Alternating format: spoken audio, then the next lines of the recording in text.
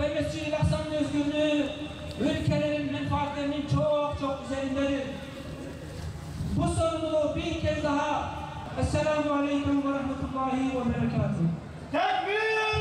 Bombalar, ateş saçan füzeler gam değil. Vurulur birer birer minareler, mabetler. Viranedir okullar, yıkılır hastaneler. Buraya gelme amacım İsrail'i protesto etmek, onların yaptığı bu kötü rejimi durdurmak için en azından elimizden geleni yapmak, elimizden fazlası gelse yine yaparız. Gerekirse oraya savaşa da gideriz ama şu anda elimizden bunlar geliyor. Burada protesto etmek, Filistin halkına bir nebze de olsa destek olmak istiyoruz. Mutlaka bir Müslüman adam zaten İsrail mallarını almaması gerekiyor. Biz de katil İsrail mallarını almaması gerekiyor. Çok şükür abi biz de almıyoruz. Onları zaten adam yerine koyup eşyalarını alanlarda kapat. Biz zaten alanları da uyarıyoruz. Boykot listesi zaten her evlerde var. Müslümanların bir nebze de bilinçli olması gerekiyor. Oradan aldığımız eşyaların parası onlara kan olarak gidiyor, silah malzemesi olarak gidiyor. Bizim bu katliama destek vermememiz gerekiyor. Ben Allah rızası için buradayım. Bizim yaşımızda orada çocuklar ölüyor.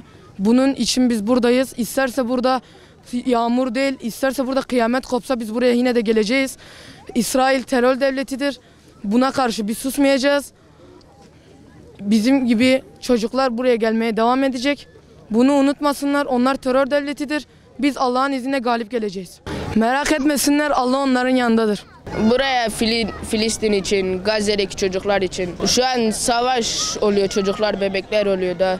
Yeni doğmuş çocuklar, 5 yaşında altındaki çocuklar ölüyor.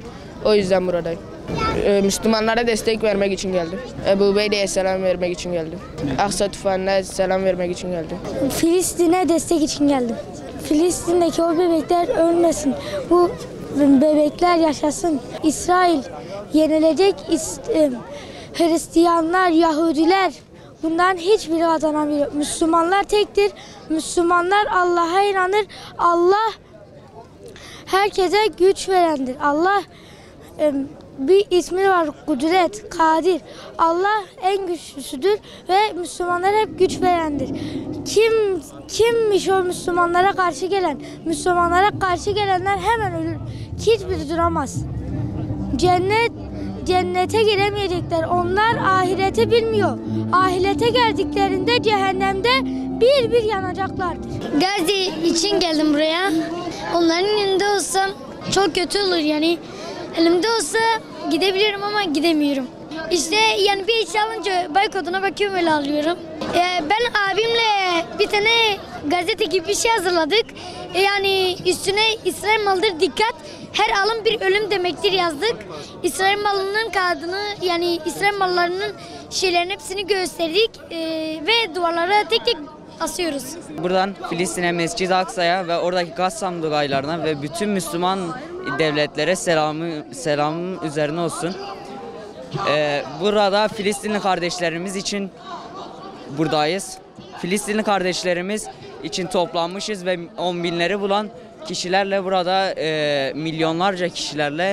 milyonlarca kişilerle sadece burada değil, şu anda Filistin'de, diğer ülkelerde, Müslüman ülkelerde herkes eminim ki bizim gibi toplanıyorlardır.